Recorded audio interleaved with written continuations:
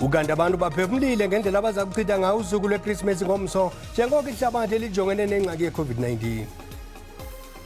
Usuku langomso zabe ndihlele endlini nangaphandle kokuthobela imiqathango umsasazi yecorona ngoba le corona le isabhokile umsasazi. So abantu ngibacebisa umuntu mangabe jikeleza akahlale phansi endlini efamily yakhe enjoyele iChristmas umsasazi. Inyaka mubi kakhulu njengoba singesikwazi nokuthi ke Merry Christmas komakhelwane.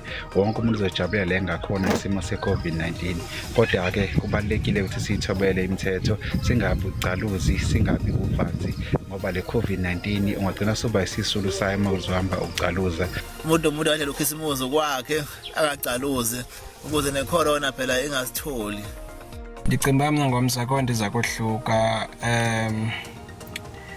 izaba imini efana nezinye njengoba siyibona imeko apha phandle. Umuntu nomuntu kuzawufuneka ahlale ayichithe iChristmas nosapho lwakhe. Ndibona ngathi izaba njalo ngomso ngoba ke imeko azivumi into yobana sizonwabise kwiindawo esidla ngozonwabisa kuzo. Olu suku olu bendizawulichitha nee-friends zam, siye elwandle siyokonwaba, sitye inyama. Kodwa ngenxa le COVID kuzawunyanzeleka ndilichithele ekhaya nefemeli yam.